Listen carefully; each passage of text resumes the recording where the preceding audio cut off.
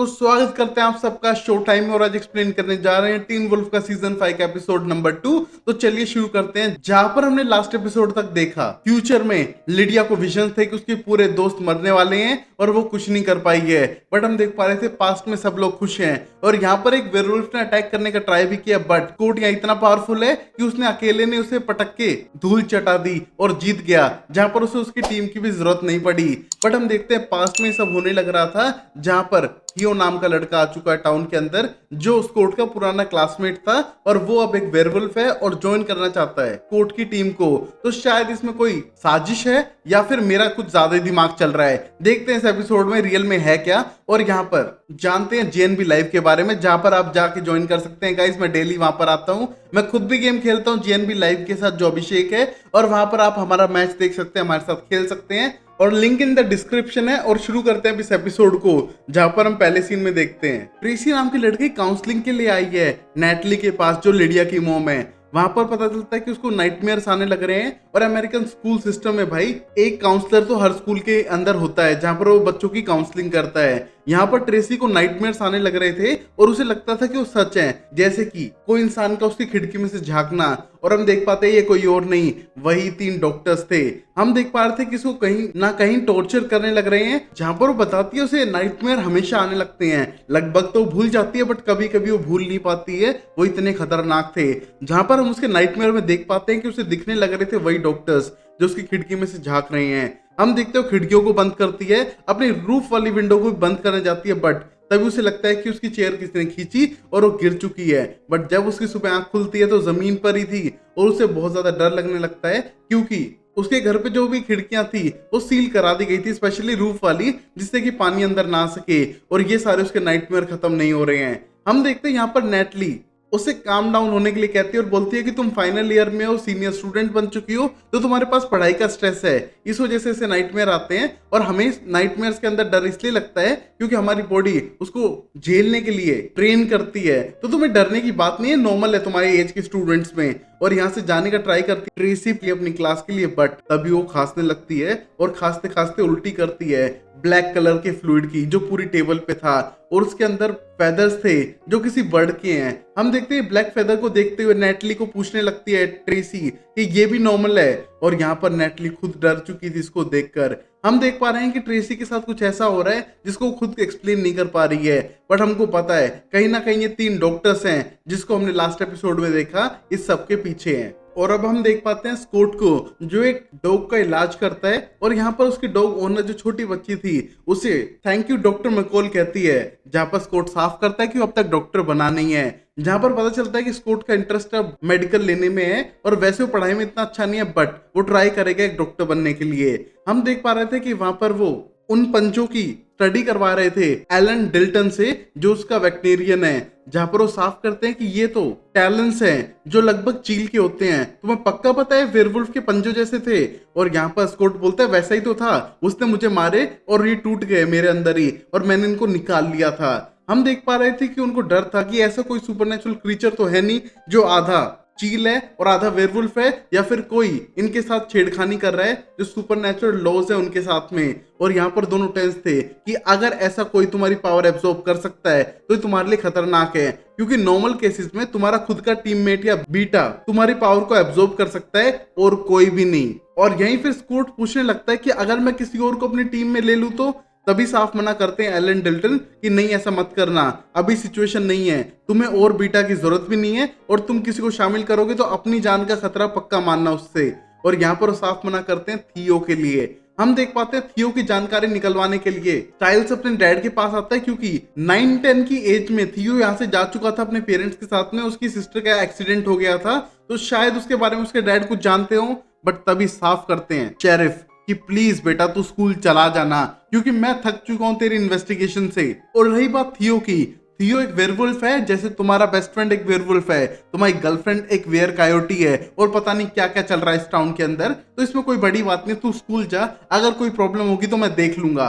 और यहाँ पर स्टाइल को भेजने का ट्राई करते हैं, बट स्टाइल कुछ नोटिस करता है और बोलता है आपके बारे में कुछ तो अलग है, उसे स्मेल करने का ट्राई करता है। और ये देख के शेरिफ बोलते हैं प्लीज बेटा मेरा गुस्सा थोड़ा और ऊपर बढ़ जाए उससे पहले तू चुपचाप स्कूल चला जा। जहां पर स्टाइल कुछ ज्यादा ही नोजी होने लग रहा था हमेशा की तरह। और अब स्टाइल बोलता है ओके मैं चला जाऊंगा बट मैं अकेला नहीं हूँ, जिसको कोई डाउट है तुम पेरिस से पूछ सकते हो। और यहाँ पर शेरिफ पेरिस को बुलाते हैं और यहाँ पर कुछ इन्फॉर्मेशन लेके पहुंच चुका था स्टाइल सीधा स्कूल में, जहाँ पर वो मलिया के साथ ये सब डिस्कस करने लगता है कि उसके डैड की स्पीडिंग टिकट्स मिली है उसे जब वो इस टाउन में रहते थे। एक साथ इतनी सारी स्पीडिंग टिकट्स है, कोई तो गड़बड़ हुई थी इनके साथ में। और यहाँ पर मलिया बोलती है तुम्हें क्यों प्रॉब्लम हो रही है, पहली बात तो हॉट बंदा है, मुझे नहीं लगता कोई गड़बड़ है, बट अगर तुम कहोगे तो मैं उसे जान से मार दूं। बट तभी स्टाइल बोलता है ये भी नहीं करना है, थोड़ा वेट करो, सोच समझ के प्लान के हिसाब से करेंगे। और क्योंकि जिस थियो को मैं जानता था ये वो थियो बिल्कुल भी नहीं लग रहा है मुझे, और मैं बचपन से उसे जानता था। हम देख पा रहे थे स्टाइल को अभी भी यकीन नहीं है थियो पे, और उसे लगता है कि कोई गड़बड़ करने के लिए आया है। कोई दोस्त इतने सालों बाद आ जाए एकदम हेल्प के लिए तो कोई तो गड़बड़ उन्हें लगी रही थी, क्योंकि ये सिचुएशन वही थी, too good to be true, कुछ ज्यादा ही अच्छा लग रहा है इसलिए सच नहीं है। और अब हम अगले दिन देख पाते हैं स्कूल में, अब स्कॉट सीनियर है तो ये देख के खुश है, कीरा को किस करते हुए क्लास में जाने लगता है, नॉर्मल स्कॉट डे।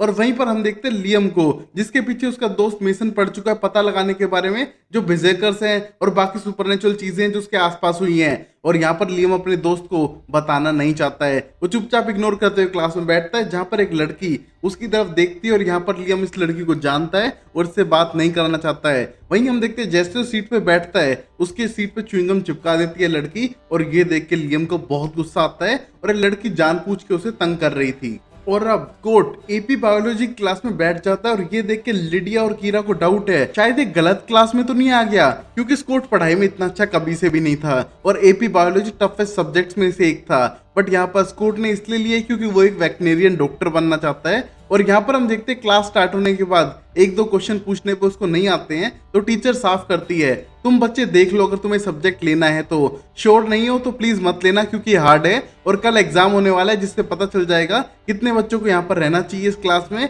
या नहीं। और ये कहने के बाद क्लास खत्म करती है। हम देख पाते हैं कोट बाहर आके बैठ चुका था, उसे थोड़ी टेंशन है इन सब के मामले में, बट स्टाइल की सबसे बड़ी टेंशन है थियो, उसके बारे में पता लगाना, इसलिए अपने साथ लेकर जाता है स्कॉट को भी फ्री पीरियड के टाइम पे थियो के बारे में पता लगाने के लिए। और अब वही हम देखते हैं लियम के पीछे उसका दोस्त पड़ा हुआ है पता करने के लिए और बोलता है कि लिडिया के साथ भी कोई गड़बड़ है, उसे इसके बारे में शायद पता है। और हम देख पा रहे थे कि यहाँ पर लियम उसे इग्नोर करना चाहता है क्योंकि वो सीक्रेट शेयर नहीं करने वाला है अपना। और तभी बोलता है मेसन तुम्हें लड़कों में इंटरेस्ट है ना, जाओ फुटबॉल ग्राउंड में देखो लड़कों को शर्टलेस होंगे वैसे भी। और ये कहने के बाद मेसन बोलता है इसके बारे में बाद में बात करेंगे, तो चलता हूँ मैं फुटबॉल ग्राउंड की तरफ। और वहां से मेसन को भेज देता है और वहां पर फिर से वही लड़की आ चुकी थी जो उसे तंग कर रही थी। और यहाँ पर वो लियम को साफ करती है कि वो उसे और तंग करते रहेगी क्योंकि कहीं ना कहीं उसने 6th क्लास में उसे तंग किया था और लियम से वो बदला ले रही है। हम देख पाते हैं वहीं पर ट्रेसी जाने लग रही थी और उसे नाइटमेयर आने लगते हैं उसी डॉक्टर के।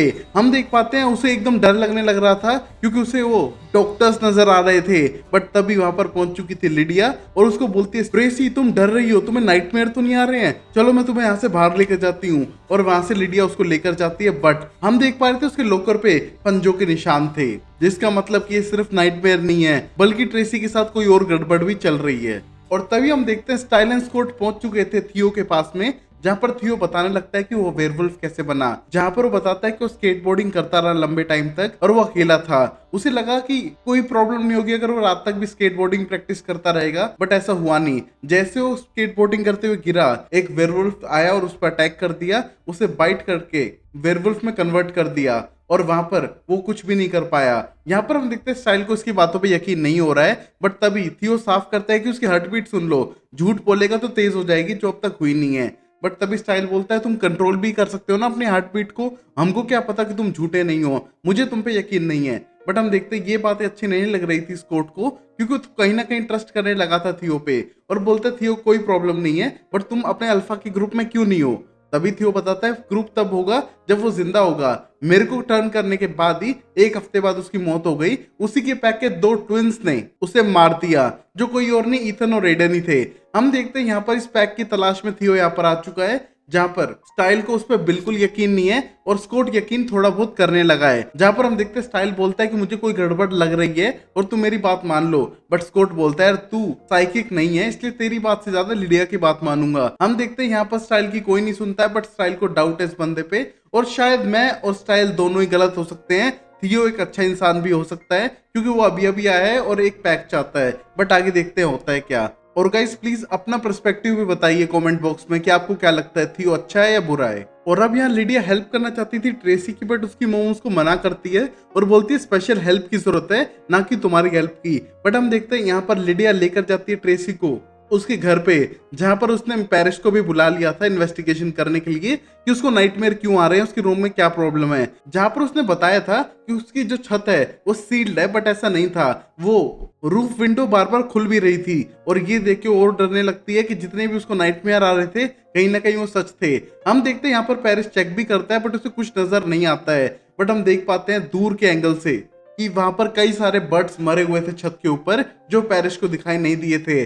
और यहाँ पर नाइटमेयर ट्रेसी को रियल में आ रहे हैं और कहीं ना कहीं डॉक्टर ट्रेसी पे अटैक भी कर रहे हैं। और अब वही हम देखते हैं मलिया को, जो ड्राइविंग टेस्ट में बार बार फेल हो रही थी क्योंकि उसे ड्राइविंग करनी नहीं आ रही है, और बाद में आके बैठ जाती है लाइब्रेरी में, जहां पर स्टाइल आकर अपने डाउट्स को क्लियर करता है कि वो थियो पे यकीन नहीं करता है, और उसके पेरेंट के सिग्नेचर दिखाता है दो, एक 8 साल पहले के और दूसरा अभी लेटेस्ट एडमिनिस्ट्रेशन ऑफिस से। और ये देख के सबके क्वेश्चन थे कि उसने फिर से एडमिनिस्ट्रेशन ऑफिस से कुछ चुराया है। और यहाँ पर स्टाइल बोलता है ये इंपॉर्टेंट नहीं है, इंपॉर्टेंट ये है कि दोनों सिग्नेचर मिलते नहीं है। बट उन तीनों का फिर यही क्वेश्चन था कि उसने चोरी किया एडमिनिस्ट्रेशन ऑफिस में।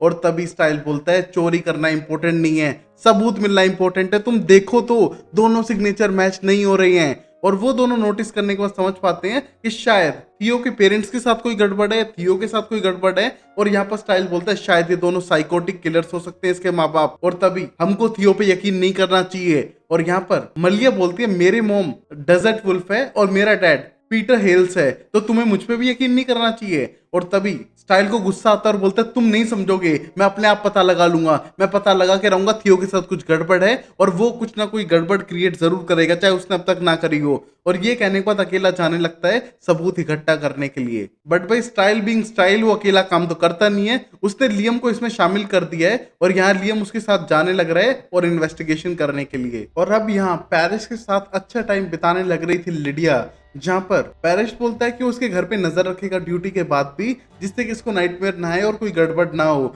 और यहाँ पर पैरिस के साथ लिडिया आने के लिए कहती है और बोलती है मैं तुम्हारी हेल्प कर सकती हूँ। बट लिडिया को बोलता है नहीं, तुमने मेरी पहले बहुत हेल्प कर दी है, 3 हफ्ते तक बुक्स के अंदर ढूंढती रहेगी मैं कौन सा क्रीचर हूँ और इससे ज्यादा हेल्प नहीं चाहिए। और यहाँ पर लिडिया बोलती है मैंने ढूंढ तो नहीं पाई ना। और यहाँ पर दोनों की दोस्ती अच्छी हो रही थी और यहाँ पर लिडिया के पास इतने अच्छे ग्रेड्स हैं कि उसको सिर्फ एक ही क्लास अटेंड करनी पड़ती है, तो उसकी लाइफ चिल है। हम देख पा रहे थे कि टॉपर बच्चों की खासियत है जहाँ पर अच्छे नंबर लेकर लड़के पटाते हैं। हम देखते हैं यहाँ पर लिडिया की लाइफ अच्छी चल रही थी और वो पैरिस के साथ खुश थी। वही हम देख पाते हैं स्टाइल्स को, जो बिल्कुल खुश नहीं है। वो पता लगाना चाहता है थियो के साथ क्या गड़बड़ है और उसका पीछा करते हुए जंगलों में आ चुका है रात को, जहाँ पर लियम बोलता है हमने इस बंदे को 3 घंटे गेम खेलते हुए देखा, इससे बेटर मैं स्कूल में चला जाता मेसन के साथ क्योंकि वो मुझे बुला रहा था। यहाँ पर स्टाइल बोलता है मुझे पता लगाना है कि इसके साथ गड़बड़ क्या है और तुम मेसन को बता सकते हो थोड़ा बहुत कि तुम दोस्तों के साथ बिजी हो। बट तभी लियम बोलता है ऐसे झूठ नहीं बोल सकता हूँ मैं, मेसन मेरा फ्रेंड है और यहाँ पर उसको सच बताना है मुझे। हम देखते हैं यहाँ पर अलाउ कर देता है स्टाइल सच बताने के बारे में, बट वो बोलता है अगर वो डर गया तो, अगर उसने मुझसे दोस्ती तोड़ ली मेरा सच जानने के बाद तो। और ये बात करते हुए आने लग रहा था और एक गड्ढे में गिर जाता है। जैसे लियम गिरता है उसका फोन भी कीचड़ में गिर चुका था बट वो चल रहा था। हम देखते हैं टॉर्च ऑन करके देखते हैं कि गड्ढे में कैसे गिर गया है और यहाँ पर उसे एक पेंडेंट नजर आता है। हम देखते हैं पेंडेंट को देखने के बाद उसको वहीं पर छोड़ के बाहर निकल के आता है और यहाँ पर स्टाइल बोलता है ध्यान से चला करना। और तभी बोलता है यार मैं मेसन से झूठ नहीं बोल सकता हूँ, वो मेरा दोस्त है और मैं उसको क्या बताऊंगा। और तभी स्टाइल बोलता है चलो उसको सच बता दो, कोई दिक्कत नहीं है, बट ये बात सीक्रेट ही रहनी चाहिए। हम देखते हैं यहाँ पर अब लियम को टेंशन थी कि अगर मेसन को सच पता चल गया तो शायद वो उसे दोस्ती तोड़ ले, वो डर जाए। और यहाँ पर हम देखते हैं स्टाइल को उसकी चिंता नहीं थी, उसे सिर्फ थियो को पकड़ना है जो उसे छुप छुप के देखने लग रहा था। हम देखते थियो यहाँ पर नदी में फ्लास्क डालने लग रहा था और ये देख के स्टाइल बोलता है लियम तू पता लगा इसके अंदर से कैसी स्मेल आ रही है, क्योंकि तू तो वेयरवुल्फ है, पता लगा सकता है। और यहाँ पर पता लगता है कि उसे गिल्ट हो रहा था और ये समझते स्टाइल समझ जाता है कि अपनी पुरानी सिस्टर को याद कर रहा है जो मर चुकी है। हम देखते हैं ये सोचते वहां से भागने का ट्राई करते हैं बट थियो इनको पकड़ लेता है और बोलता है कि तुम यहाँ पर कर क्या रहे हो जंगलों में। और यहाँ पर स्टाइल के पास कोई जवाब नहीं था देने के लिए। और यहाँ पर कहीं ना कहीं डर भी है कि थियो एक वेयरवुल्फ है और बहुत ज्यादा स्ट्रॉन्ग भी। और यहाँ पर थियो बोलता है यार तुम मुझ पे शक करना कब बंद करेगा, मैं ऐसा कुछ नहीं कर रहा हूँ। और तभी हम देखते हैं स्टाइल वो पेपर पकड़ाता है और बोलता है तुम्हारे फादर के दोनों सिग्नेचर डिफरेंट है। और तभी थियो बोलता है तुम्हें क्या लगता है मेरे पापा दूसरे हैं या फिर कोई इम्पोस्टर हैं, मुझे नहीं पता इसके बारे में, और चाहो तो कोई भी टेस्ट कर लो, कुछ भी पता लगा लो, सच तो सच ही रहने वाला है स्टाइल, मैंने कोई गलत चीज नहीं की है, मुझे एक पैक चाहिए। और ऊपर से सिर्फ मैं स्कोट के लिए यहाँ पर नहीं आया हूँ, मैं तुम्हारे लिए भी आया हूँ, क्योंकि मुझे भी ऐसे दोस्त चाहिए जो अपने दोस्त को बचाने के लिए रात को किसी का पीछा तक कर सकते हैं, सिर्फ अपने दोस्त के भले के लिए। और मुझे आप जैसे सब लोग चाहिए। और यहाँ पर कहीं ना कहीं थियो सबके दिल में जगह बना रहा था। और यहाँ पर वो बोलता है उसने कोई चीज गलत नहीं की है। हम देखते स्टाइल कहीं ना कहीं समझने लगा था कि शायद वो गलत सोच रहा है। और अब स्टाइल वापस जाने की तैयारी करता है चुपचाप, क्योंकि उसे लगता है कि उसने बहुत बड़ी गलती कर दी है, बट अभी भी वो यकीन नहीं कर रहा था। और फिर वहां से जाने का ट्राई करता है जहां पर स्कूट उसका आगे इंतजार कर रहा था। और स्कूट बोलता है तुम्हें कोई सबूत मिला। हम देखते हैं यहाँ पर स्टाइल उसको कोई जवाब देना नहीं चाहता और यहाँ से जाना चाहता है लियम के साथ में। और तभी उसकी गाड़ी खराब हो चुकी थी। यहाँ पर हम देखते हैं स्कूट उसे पूछने का ट्राई करता है और तभी स्टाइल बोलता है हाँ मुझे पता है, मुझे कुछ नहीं मिला है। और ऊपर से वो अपनी बहन का जहाँ इंसिडेंट हुआ था वहां पर फूल चढ़ाने के लिए आया था। हम देखते हैं ये कहने के बाद वहां से जाने का ट्राई करता है जहां पर स्कूट बोलता है कि तुम हर एक पे शक मत करा करो, तुमने सब पे तो शक कर रखा है। बट हम देखते हैं स्टाइल का डाउट था कि कोई बुरा भी तो हो सकता है जैसे पीटर था।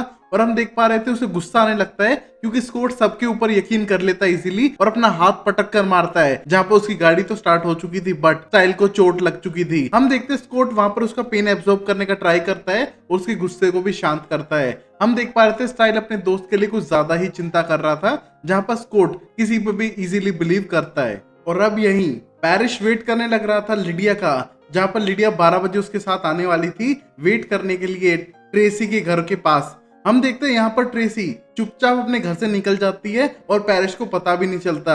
हम देख पा रहे थे ट्रेसी कोई तो गड़बड़ कर सकती है या फिर ये नींद में चलने लग रही है। हम देख पा रहे थे अगले सीन में लियम पहुंचता अपने दोस्त मेसन के पास और बोलता है सॉरी मैं लेट हो गया, जहां पर मेसन उससे गुस्सा था और लियम बोलता है कि वो उसे सब कुछ सच बता देगा।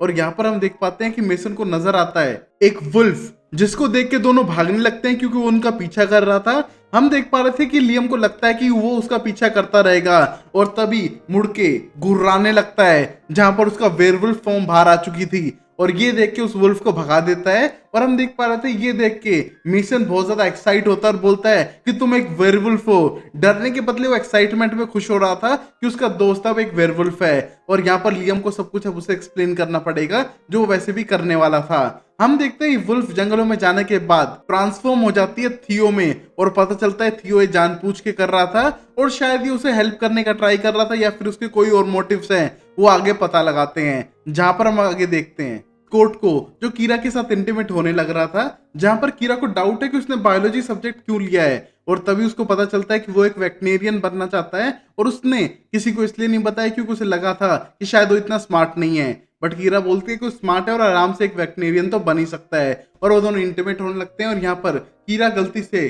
कित्सुने पावर को यूज करते हुए बल्ब को फोड़ देती है और ये देख के थोड़ा ऑकवर्ड मोमेंट होता है बट वो दोनों इंटीमेट एट लास्ट हो ही जाते हैं। जहां पर हम देखते हैं अगले सीन में लिडिया को जो भी पैरिस के साथ ट्रेसी के घर के सामने वेट कर रही थी और तभी पैरिस बोलता है कि यहाँ पर कोई गड़बड़ नहीं हुई है। वो तब से वेट करने लग रहा है और ना कोई घर के अंदर गया है ना घर से बाहर आया है, मतलब ट्रेसी सेफ है। और ये सुनने के बाद लिडिया बोलती है यार मैंने तुम्हारा टाइम वेस्ट करा दिया।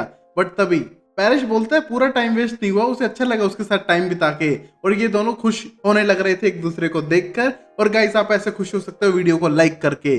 और हम आगे देखते हैं ट्रेसी को जो उसी लैब के अंदर है जहां पर हमने उस वेयरवुल्फ को देखा था। और अब ट्रेसी को लगता है कि ये सब सच नहीं है, सिर्फ उसका ड्रीम है। और हम देखते हैं यहाँ से जाने का ट्राई करती है बट वो तीनों डॉक्टर इसको घेर लेते हैं और यहाँ पर उसको इंजेक्शन लगाते हुए बोलते हैं ट्रेसी तुम जग रही हो। हम देख पाते हैं ट्रेसी उनके वश में थी बहुत लंबे टाइम से और जो भी चीजें ट्रेसी के साथ हुई वो उसी ने की थी, जैसे अपने लोकर को नोचना, छत को पीटना और ये सारी चीजें उसने खुद ही करी थी अनजाने में। हम देख पा रहे थे इंजेक्शन से इसके अंदर कोई ग्रे कलर का फ्लूइड डाल दिया है जिसके कारण ये एक तरह की वुल्फ बन रही है, ना कि बाइट से बल्कि एक इंजेक्शन से इसको वुल्फ बनाया जा रहा है जो कुछ अबनॉर्मल लग रहा था। और वही स्टाइल को अभी भी यकीन नहीं हो रहा है थियो पे। वो इन्वेस्टिगेशन करना चाहता है जहां पर उसके डैड उसे सोने के लिए कहते हैं और बोलते हैं कि अगर तुम्हें लगता है कि वो गिल्टी है तो गिल्टी वाली हरकत कर देगा और प्लीज जाके सो जाओ। जहां पर वो नोटिस कर पाता है कि उसके डैड ने अपनी वेडिंग रिंग नहीं पहनी हुई थी, जो बहुत ज्यादा रेयर था। बट तभी उसके डैड बोलते हैं तुम चिंता मत करो इसके बारे में, और अगर कोई गिल्टी है जिस तरह की तुम सोचते हो थियो है, तो कोई ना कोई मिस्टेक करेगा, हमेशा करते हैं जो लोग गिल्टी होते हैं, मिस्टेक हमेशा करेंगे, और अब जाके सो जाओ। जहां पर हम देखते हैं शेरिफ चले जाते हैं और यहाँ पर हम लास्ट सीन में देख पाते हैं उन दो पेपर्स को, जो एक स्पीडिंग टिकट के थे और एक हाई स्कूल फॉर्म के थे, जहां पर थियो के डैड के सिग्नेचर थे। और तभी थियो की आवाज में सुनाई देता है, जहां पर थियो डांटने लग रहा है अपने डैड को और बोल रहा है कि मैंने कहा था ना तुमको प्रैक्टिस करने के लिए अपना सिग्नेचर, और ये दोनों सिग्नेचर बिल्कुल हूबहू होने चाहिए थे, तो ये क्यों नहीं है। जहां पर उसके दोनों पेरेंट्स चेयर पे बैठे हुए हैं और डरे हुए हैं। और तभी थियो बोलता है कोई तो सोल्यूशन निकालना पड़ेगा ना, आपने कितनी बार भी प्रैक्टिस किया हो, गड़बड़ तो हो चुकी है, अब अपना हाथ लाओ, अगर तुम्हारे हाथ पे चोट लगी होगी तो शायद तुम ढंग से सिग्नेचर ना कर पाओ। और तभी अपने डैड के हाथ पे हथौड़ा मार के उसे घायल कर देता है। तो मतलब गाइस थियो कोई साइकोपैथ है जो अपने माँ बाप तक को मार रहा है, तो शायद इस कोर्ट के लिए बिल्कुल सही ना हो। और जैसा मैंने उस स्टाइल ने सोचा था वो बिल्कुल सही है। आपके थॉट्स क्या थे वो प्लीज कमेंट बॉक्स में लिख के दिखाइए। तब तक के लिए लाइक करो, चैनल को सब्सक्राइब करो और देखते रहो शो टाइम अमेजिंग सीरीज के लिए।